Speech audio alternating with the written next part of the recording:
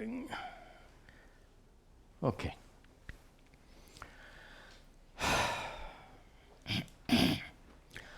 Om Sahana Vavatu Sahano Bhunaktu Sahavidyan Karavavahai Tejasvinavadhitamastu ma vidvishavahai.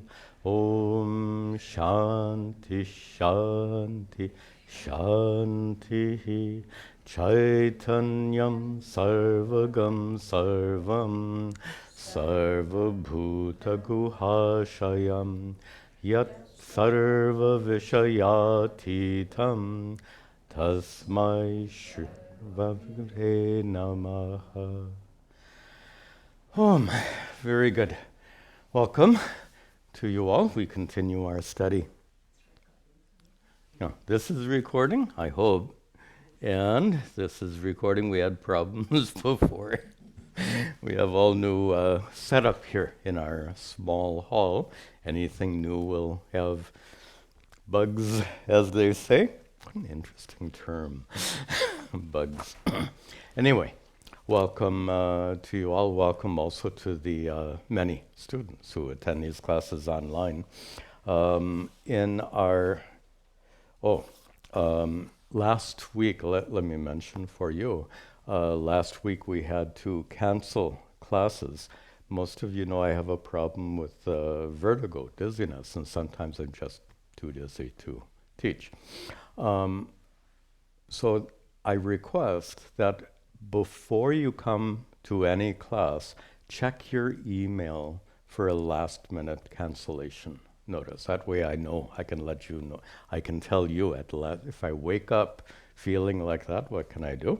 So please check your email. And of course, if you're not already signed up for our program announcement emails, that's a very good idea. Okay, in our last class, we finished chapter 14. Each of these chapters are completely independent, which means if you're coming today for the first time, this is the right time to come. We're starting a new chapter.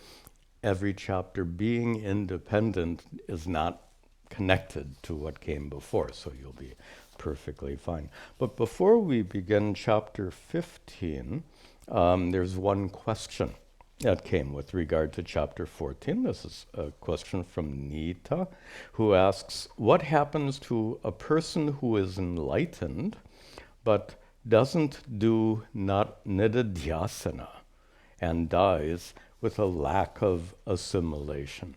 Most of you know that nididhyasana is Vedanta contemplation, which is meant to make all of your thinking conform to what you know. So often what we know and the way our minds work are so different, we need to close that gap. It's really a gap between experience and knowledge, which is a huge topic. We don't want to go into that. But presuming that you get this idea, let's understand the purpose of Advaita Vedanta is to remove suffering. Now, there are two aspects to that removal of suffering. One is removal of suffering here and now, in this lifetime. And the second is the removal of any possible future suffering. So therefore, that's where we come to this doctrine that the enlightened person is free from rebirth. Now, just to give you some technical terms, which will make this really clear,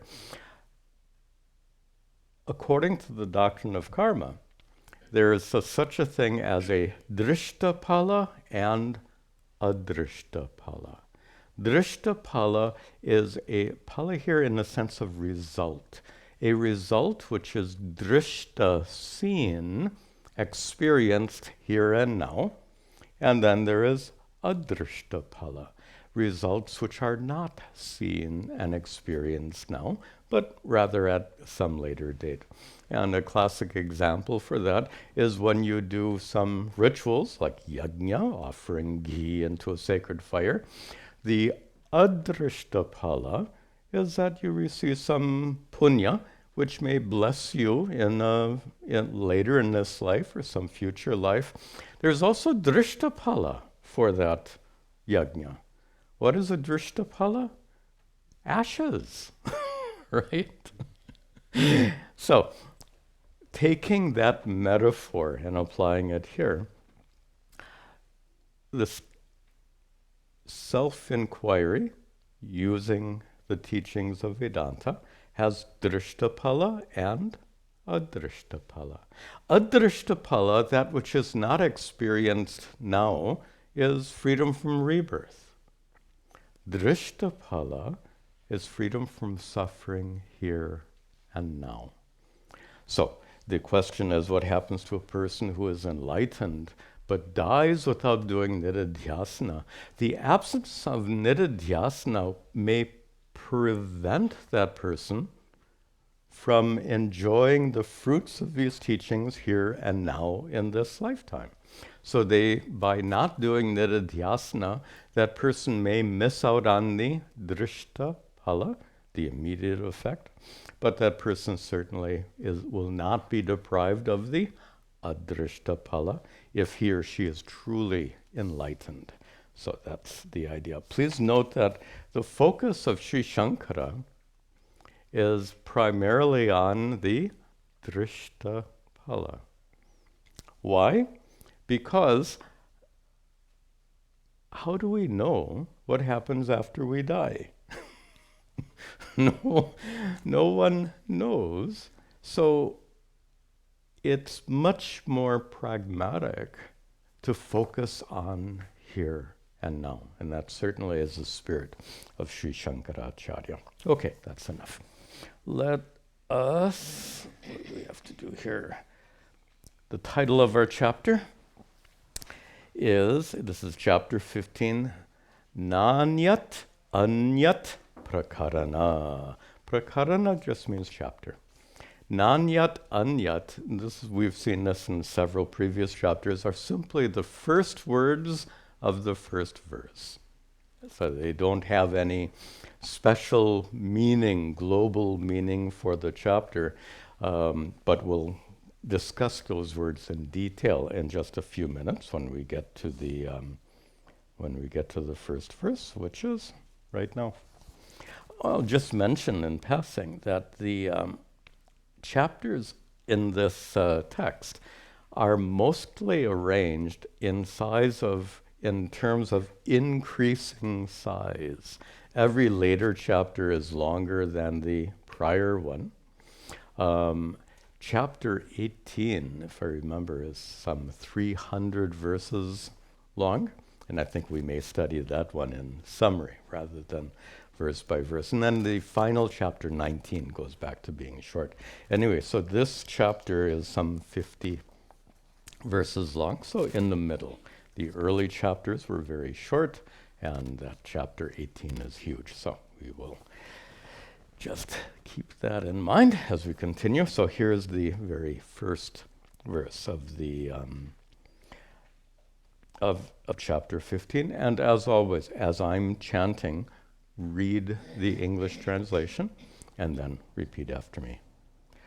Nanyadan yat bhavet yasman, nanyadan yat bhaven yasman, nanyat kinchit vichintayet, nanyat kinchit vichintayet, anyasyan yatva bhavehi, anyasyan yatva hyavehi, nashastasya dhruvo bhavet, nashastasya dhruvo bhavet.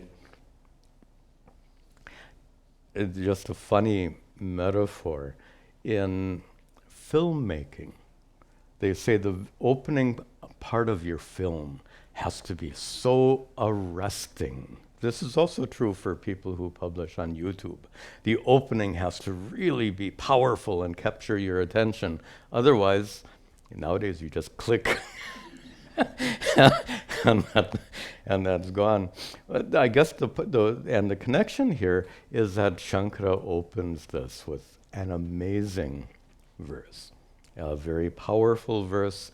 And actually, I'll make further comments about this verse after we've seen it. So this is, I think, an unusual verse. It stands out for its profundity. It's also a little obscure if you just look at the Sanskrit. He says, na anyat bhavet anyat. Na anyat bhavet. Anyat means another thing. And he says, the literal translation is one thing cannot become another. One thing cannot become another. And of course, we're studying Advaita Vedanta, so the second anyat refers to jiva, the limited individual. The first anyat refers to Brahman, absolute reality. And what he's saying then is jiva cannot become Brahman. Huh? I thought that's what we're... many people think that is the goal, to undergo a process of inner transformation whereby the limited individual being sheds its limitations and becomes non-separate with Brahman. Doesn't work like that. Can't work like that. Consider this. The teachings of Advaita Vedanta are teachings, words. Can any kind of teaching, let's call it this. Let's say that my act of teaching is a karma, which is absolutely correct. Teaching is karma. Writing a text like Shankara's Upadesha Sahasri, karma. Now here's a question. Actually not a question, a principle. The result of any karma is proportional to the karma. For a small karma, small result. Big karma, big result. What kind of result is becoming Brahman? Small, big, off the charts, right, so to speak. Infinite. So if our goal is infinite, off the charts, what kind of effort, what kind of karma would be required to get there? This is really important. And this is why, many people complain about, this stuff, this Advaita Vedanta is so technical. What I just taught you was technical, but you see how important it is? It's highly technical, but it's crucial to understand this fundamental principle in spiritual life in general and Advaita Vedanta in particular. And that principle is karma cannot make you enlightened. No karma can make you enlightened. Is meditation karma? Yep. Can't make you enlightened. Is bhakti, prayer, devotion, karma? Yeah. Includes much more than that, but it is karma. Karma yoga, obviously. Karma. How about hatha yoga? Stand on your head. That'll make you enlightened. It'll make me dizzy. Anyway, and this is the importance of this initial teaching. If the goal is infinite, it cannot be reached through karma. Now, before we move on, please don't misunderstand me. I didn't mean to imply that bhakti and karma yoga and meditation are useless. Those of you who have been attending these classes, you know very well, all of these are required to allow these teachings to become fully effective. So they're like prerequisites. They enable you. They don't directly produce enlightenment. We can say indirectly. I'll spare you the Sanskrit words for all of that. So, no karma can make you, can transform you into Brahman. You do not become Brahman. In fact, the state of becoming is often called samsara. Because if you have to undergo change, then you have to undergo more change, and more change, and more change. When will that process of undergoing change or transformation end? There's a metaphor from science that I've given before. Suppose you have a process that removes 90% of the impurity from water. So you put it through your process, and it is now 90% pure. Of course, you want pure water, so you put it through again. Then how pure is it? I think 99% pure. Then you put it through again. How pure is it? 99.9% pure. How many times do you have to put it through that process in order to have perfectly pure water? That just illustrates, even in science, a state of perfection cannot be reached through finite means, karma. Okay, enough said. And that's how Shankara begins this text by saying that one thing cannot be, literally he says, one thing cannot become another, but in this context, what he is teaching us is the limited individual being we call jiva cannot become Brahman. One thing cannot become a Brahman. Jiva cannot become Brahman. And second line, he continues this thought. In fact, a consequence of this is, therefore, anyat na kinchit chintayet. Or better, na chintayet.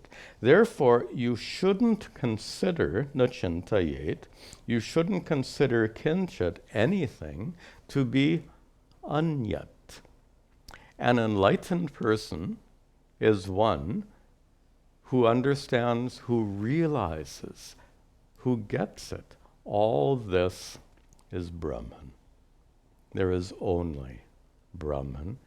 There is nothing else. Na anyat. Nothing other than Brahman. This is a vision of an enlightened person. So as long as you're thinking Brahman is other, you're trapped. If you think Brahman is out there, you have to find it, you have to gain it, you have to reach it. That very conclusion is an obstacle to enlightenment. Your spiritual search is based on a wrong conclusion. It's like, in your car, most people have this GPS nowadays. So you're driving to your destination. If you put in the wrong destination, will you arrive where you want to? Never. So if your concept of the goal is incorrect, your pursuit will be incorrect. So and that's what he's saying here. Therefore, thinking you should, literally he says, you not, actually to put Brahman back into his language, you should not consider the goal, Brahman, to be something other than what you already are. This is the only solution. And the only solution, if you can't become Brahman, and yet the enlightened ones say, you are Brahman, so you're thinking, I'm not Brahman, and the enlightened person says, no, your essential nature is Brahman. The only possible solution, since you can't become Brahman for the reasons we just discussed, you must already be Brahman, but you don't know it. That's it. It's very simple. This is one of the central teachings of Advaita. That is, my guru's words are so nice. You already are what you want to become. You already have what you want to possess. Very nice. And that is a truth. Now, when you consider that, no, how can I be already Brahman if you reject that idea and you, as I said before, if you now continue your spiritual journey based on a wrong assumption, you're not going to be successful.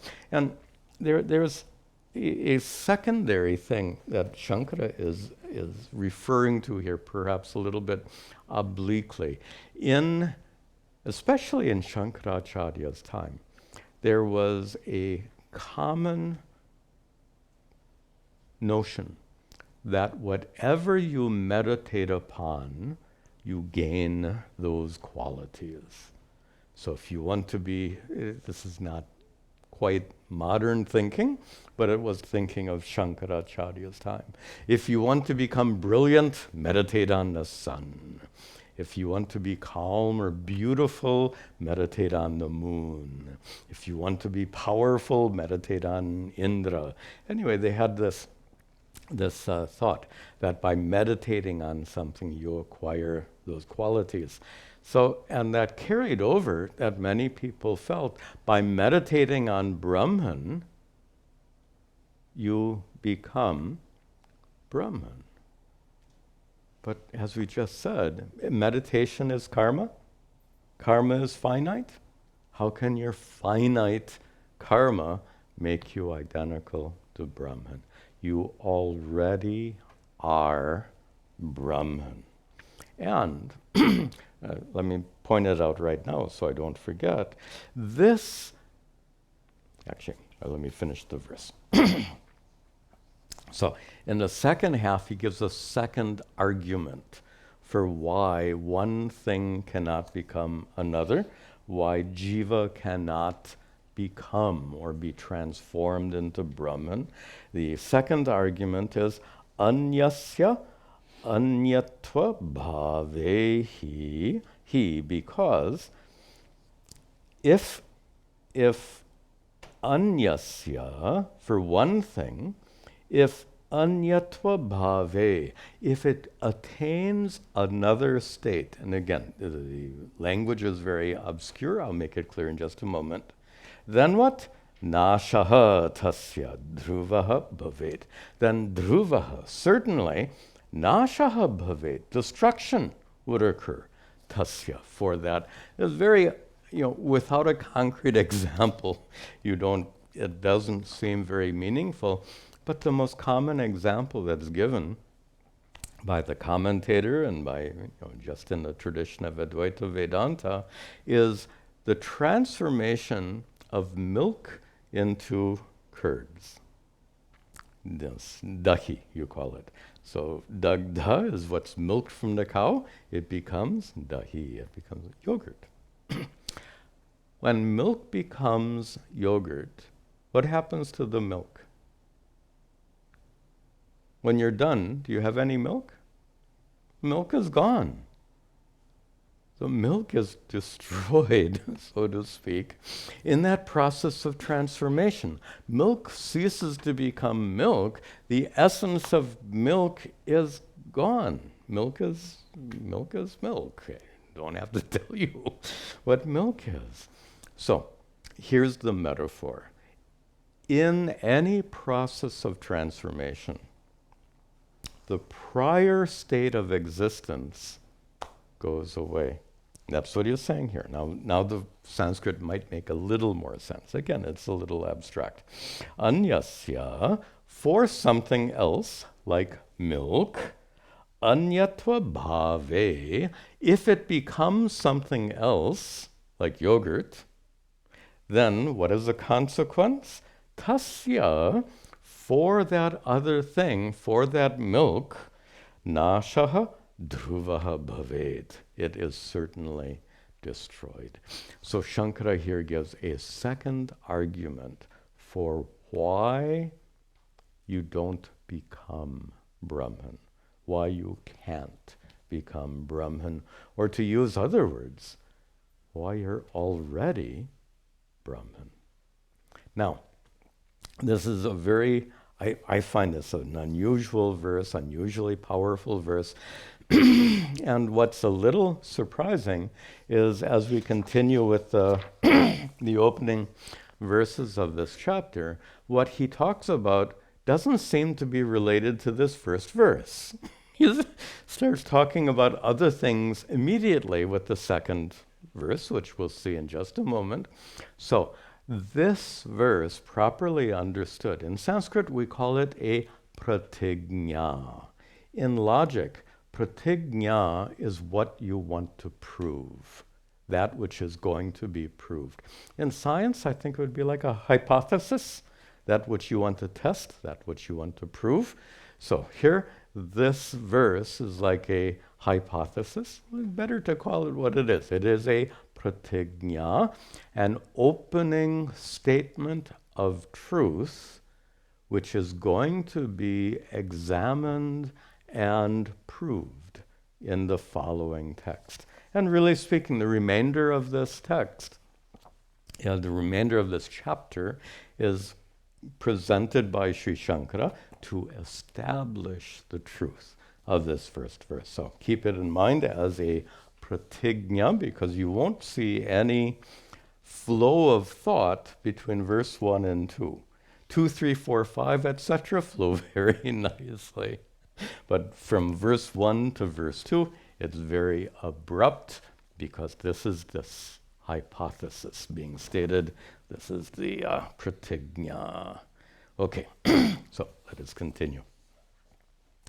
Smarato drishyate drishtam, smarato drishyate drishtam, pate chitramivarpitam, pate chitramivarpitam, yatra yena chatau gneyao, yatra yena chatau gneyao, sattva-kshetrajna sanyakao, sattva-kshetrajna sanyakao. Oh, I forgot to mention, if you're interested, these slides are available on our website. Some people like to take notes. I scribble all over them when I prepare for class. Excuse me. So now Shankara, sorry.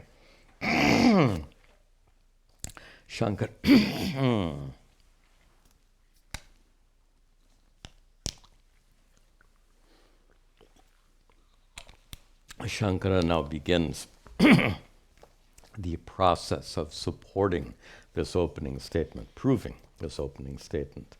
He says in the first line, starting at the end, drishtam, anything seen, drishyat, anything capable of being seen, drishyate, being seen, so something that can be seen, which is seen, smarataha, when you remember that object which you saw, like this chair.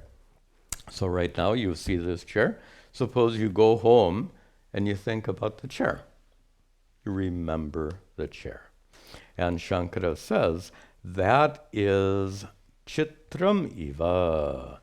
It is like a chitram, like an image, which is arpitam, applied, drawn, pate, on a piece of cloth. Painting, picture, on a piece of cloth. This was a very common metaphor in ancient times, and perhaps you've seen it before. I think it comes, years ago we studied that vidya panchadashi, and we saw this this metaphor in a wonderful fashion in Panchadashi.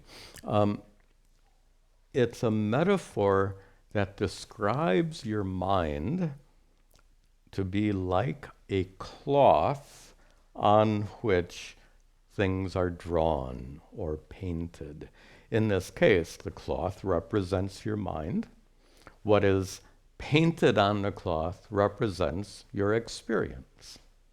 So right now, on the so-called cloth of your mind, what is painted is this image. Swami Tadatmananda sitting in this chair. If you remember this image, that remembered image is also painted on the cloth of your mind. Anything you experience is like a picture painted on the cloth of your mind. Now, Shankara lived 800 years ago. If Shankara lived today, he would not use this metaphor. He would use a computer screen, a computer monitor as a metaphor. In your mind is like the screen of a computer on which all of your experiences, or another metaphor he might have used and that I've used quite often, is a movie screen. And this is an even better metaphor, I think. The screen in a movie theater. It's better because it's also pata. It's also cloth. It's also material, like Shankara's example here. So in the movie theater, everything is projected. So just as movies are projected on the screen in the theater, and you sit in the audience watching, observing from a distance. This is such a powerful metaphor. Let's take a few minutes with it. In fact, Shankara in the next couple of verses is going to dissect this in a little bit of a scholarly way. So before we plunge into that, let's get it in a more experiential way. First of all, let's flesh out this metaphor. You are sitting in the seat in the theater, watching the screen. Of course, what happens as you're watching the movie is you forget it's a screen, you forget it's a movie. You get drawn into the plot, drawn into the movie, identified with the characters, so it becomes very real. That's what's happening right now. Is it not? Everything happening around you right now in this classroom. Everything around you is coming to you in the form of impulses on your nervous system. Your eyes convert this image into impulses going through the optic nerve to your brain. Your ears take my voice, turn it into other nerve impulses, which also go to your brain. So arguably, what you're actually experiencing right now is nerve impulses. But that's so non-intuitive, right? Because we experience whatever is here. And that's the glory, the power of our brains and minds. But that represents sitting in the audience and taking whatever you see projected on the screen as being real. This is common experience. So just as you get identified with what's on the screen in the theater, you take it as being real, in the same way you take this experience as being absolutely real. It's like the movie. Again, nerve impulses. Is that what you're experiencing? Not at all. The reality in the theater is light with form and sound, perhaps, all projected on that screen. The reality right now is nerve impulses. So what we're experiencing right now is not as real as it seems. What is real is the fact that whatever is happening is known to you. Whether it's real or not, it's kind of beside the point. What is unquestionably real is that you're having this experience. Whether it's a bunch of people in a room or whether it's a bunch of nerve impulses, yeah, you can debate that as long as you want. What is undebatable is that you are the observer, sitting in that theater, experiencing whatever is happening. If you're experiencing light projected on a screen, or if you're experiencing some intense drama, in both cases, you are the experiencer of whatever is taking place. Now, let's finish up with that metaphor. I used to use this metaphor of the double feature movie, but I'm told that no one remembers what double feature movies are. So when I was a kid, it was common that a movie theater would present not just one flick, but two of them. Of course, they weren't 3.5-hour Bollywood things. They were shorter Hollywood flicks. But that's significant in this metaphor because if you watch two different films, it's exactly like projected on the screen of your mind is the waking state and dream state. They're completely different. So each movie, each movie has different actors, different plot, different script, different set, different setting. Everything about the movie is different as your dreams are from this waking world. Completely different. I mean, some similarities, but mostly different. So let's finish this. And this is the part I like so much about this metaphor. You're sitting in the movie theater. You watch the first film. We'll say it's a drama. And then you watch the second film, some kind of, we'll call it horror film. Suppose you have a bad dream, so we'll call it a horror film. And then after the second feature is over, the credits scroll up the screen, and then the screen goes dark. Now, the lights will come on, but there's a few moments before the lights come on in the theater. Consider those few moments. You're sitting in a dark theater, staring at a dark screen. What do you see? First of all, do you see? You haven't gone blind. You see, but there's nothing to be seen. This is an accurate depiction of deep sleep. In deep sleep, you are fully conscious. And most people say, what? Yeah. Can you see in that dark theater? Or just in a more practical sense, go home, stand in a dark closet with a door closed and your eyes wide open. Do you go blind in that dark closet, or can you see? You can see. What do you see? Nothing. You don't lose your power of eyesight in the dark closet, nor do you lose consciousness in deep sleep. So this is not exactly our topic, but it's the metaphor of Shankara uses painting on a cloth, and we've given the movie theater metaphor, very powerful, helpful metaphor to help us understand in a more experiential way. Okay, let us continue.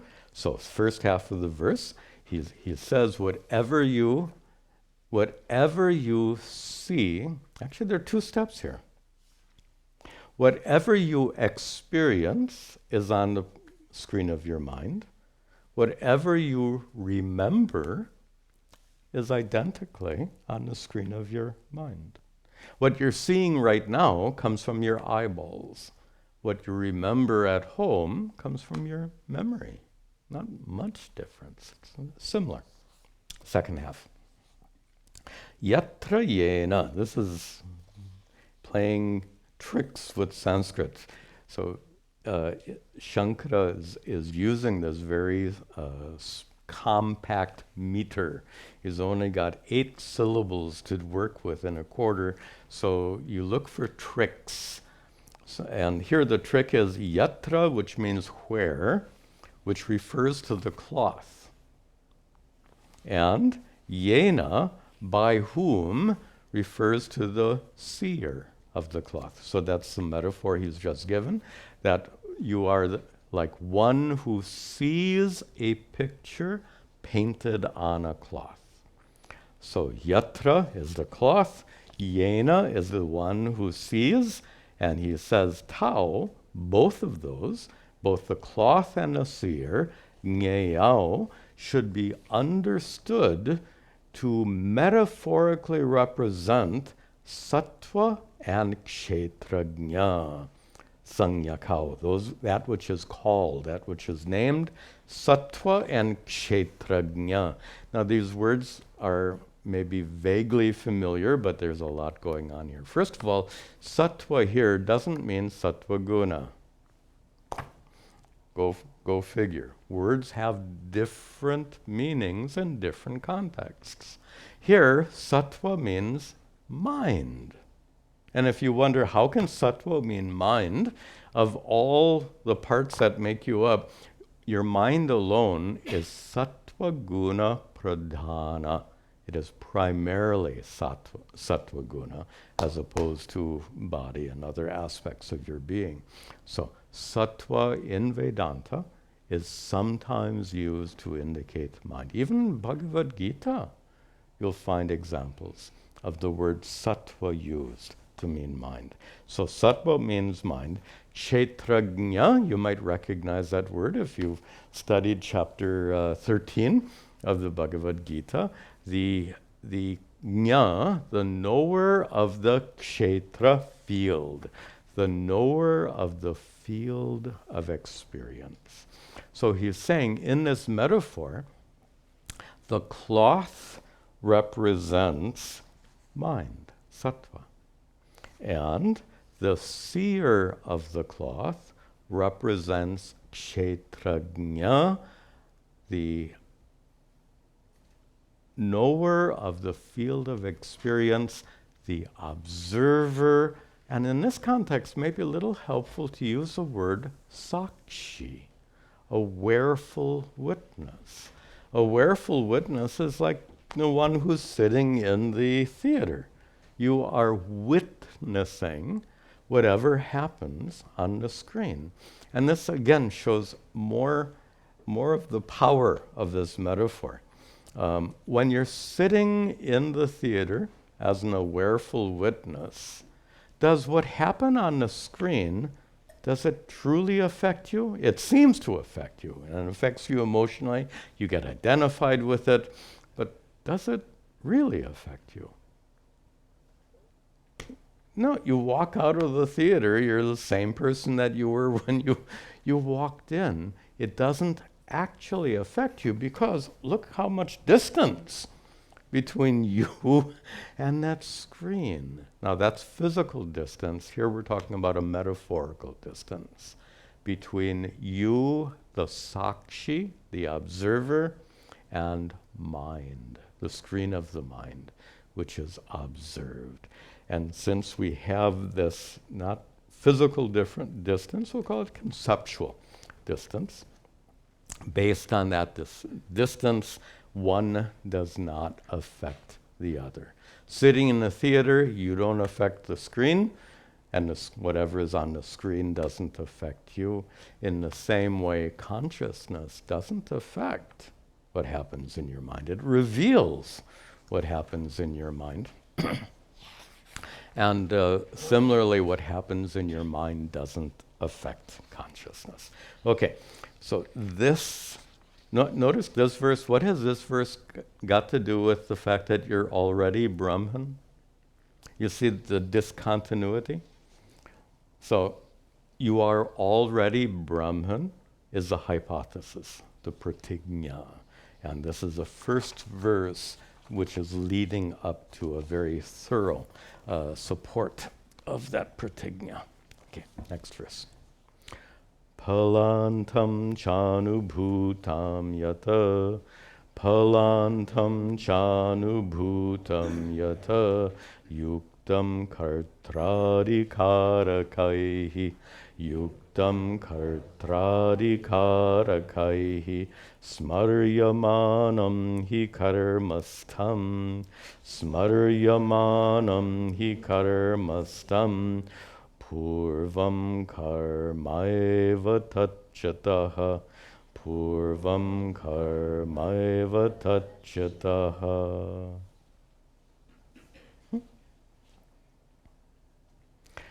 Shankara assumes that you have studied Sanskrit grammar. He just assumes, you must know everything about Sanskrit grammar. You must know that a verb is connected to 6 items called karaka. I'm not going to drag you all the way. Like in English, we have a subject and object.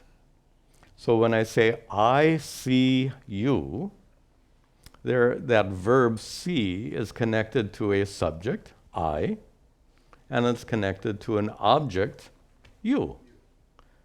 Tvam aham pashyami. In Sanskrit, I see you. There is a subject, I, and an object, tvam, you.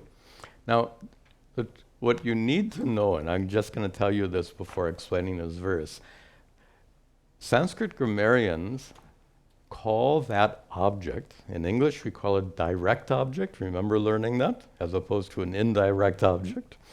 So what we call a direct object, the grammarians call karma. That's right. They use that very common word, which has so many other meanings. They use that word karma to mean grammatical object.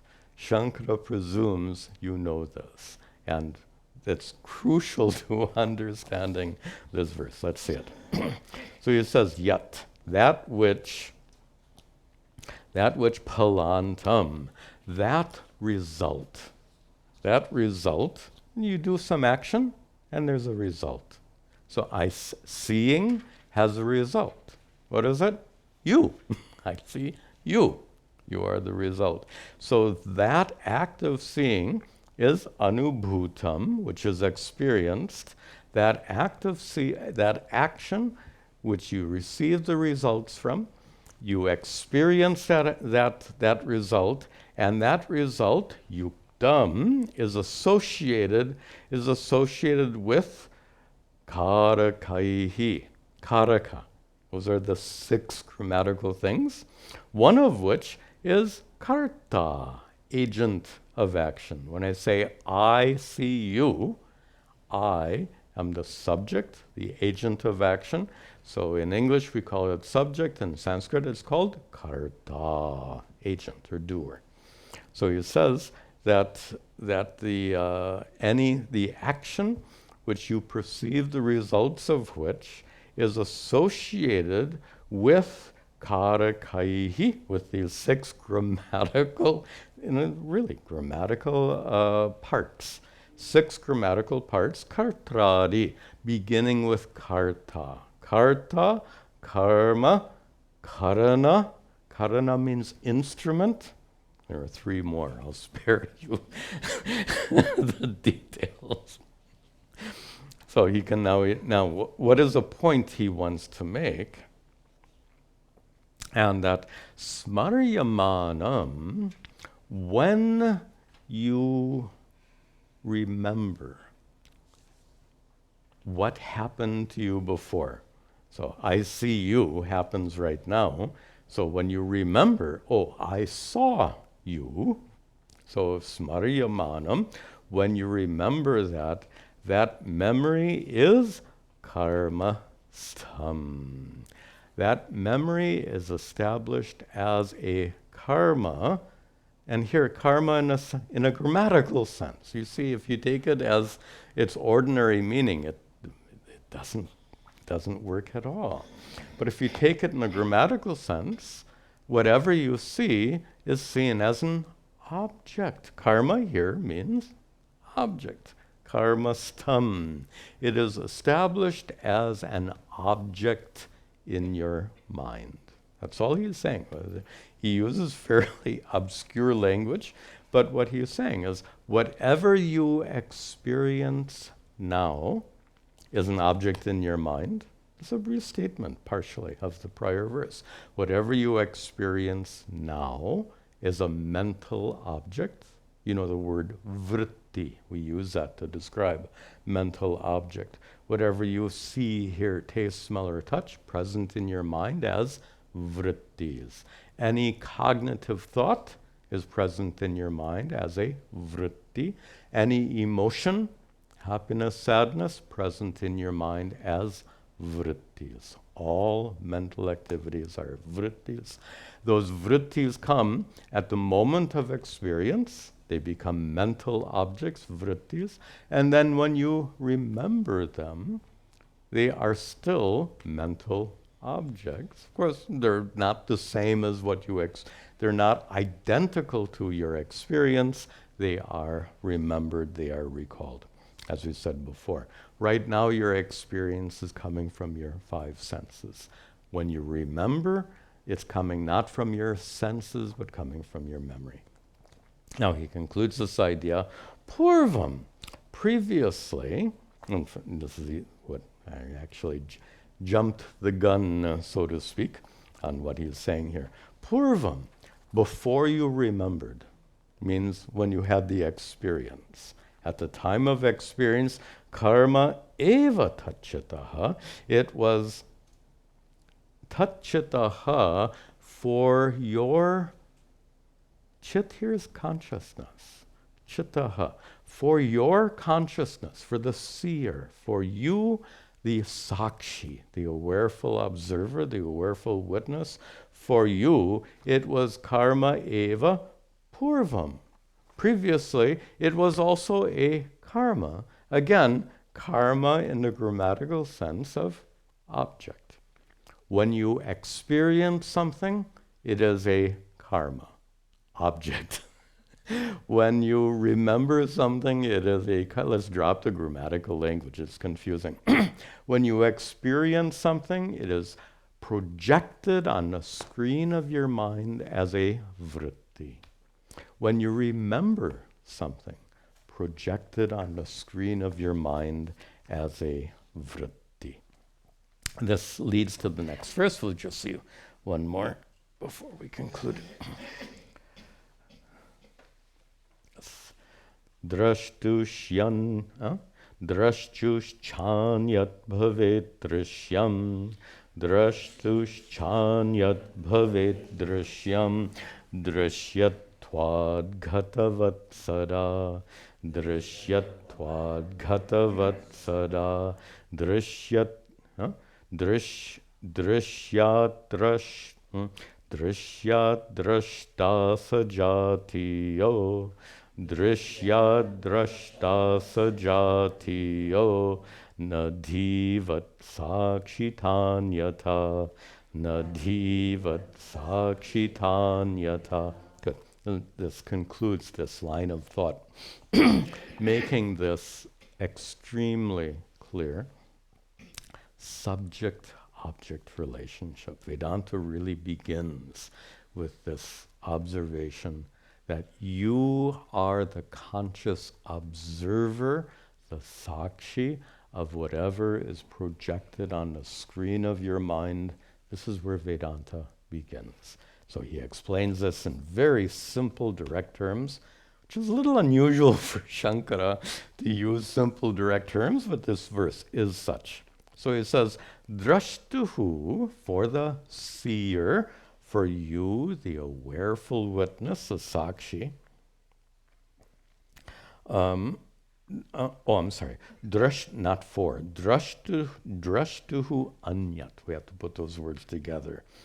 Other than, drashtuhu, other than the seer, other than the observer, bhavet drishyam, is what is observed.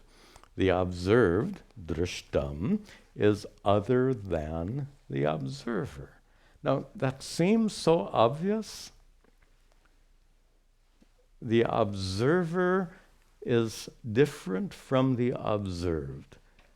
If that seems so obvious, then please tell me why, if you see your body, and I see this body, and it happens to be a male body. If I say I am male, what's going on? The body is male, not the seer.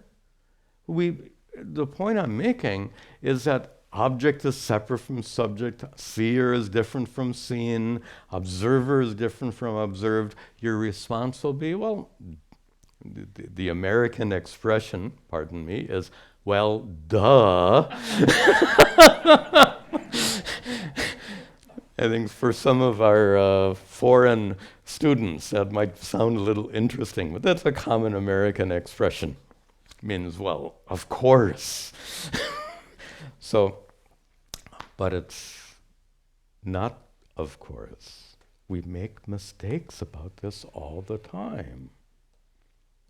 The characteristics of the observed get superimposed on the observer.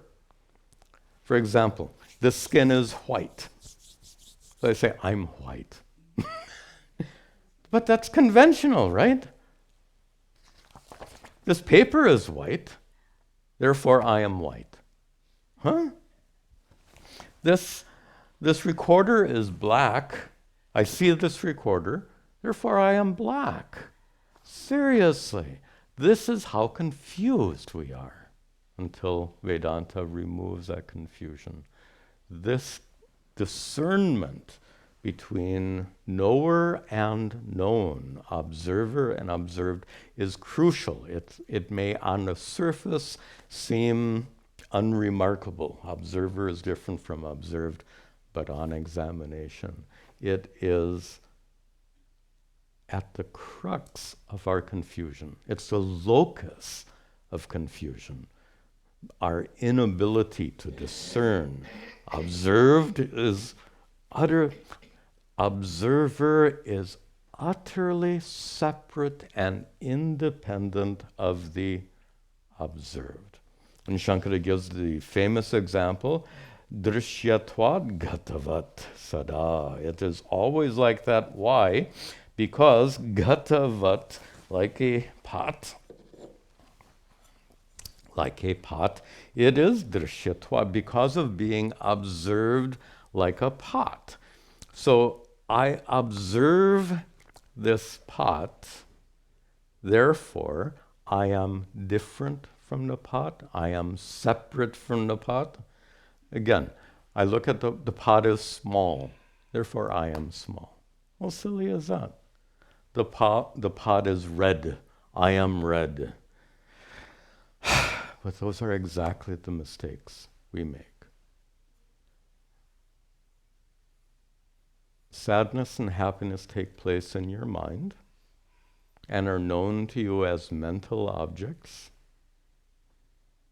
like the pot is in your mind, known to you as a mental object. You know the pot in your mind as a mental object. Would you say, I am a pot? Pot is present in your mind as a mental object. None of you would say, I am a pot. Happiness or sadness are present in your mind as mental objects. And you say, I am happy. I am sad. This is the locus of confusion. And then he just he concludes here with a little bit of important logic. Drishyatvat drashta asajatiyaha. Back to using his technical language.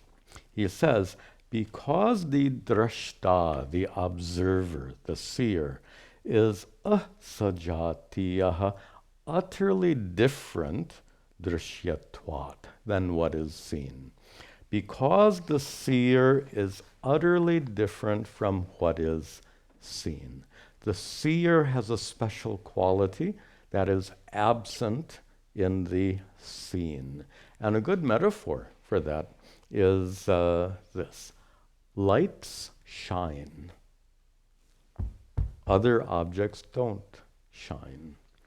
Any object that emits light has a special quality. A quality that's not shared by objects that merely reflect light. So this is what we call asajatiya, utterly different, not of the same category, not of the same nature. So just as objects that emit light are categorically different from objects that reflect light, in the same way, you, consciousness, the seer, is categorically different from the seen. So this is a nice metaphor. That which emits light is categorically different from that which reflects light. The seer is categorically different from the seen. And he says, in the last line, anyata, otherwise, na sakshita. Otherwise, the seer would not be the witness, divat, like the mind. The mind is witnessed, the mind is not the witness. Again, a little technical, but we'll go back to that light metaphor.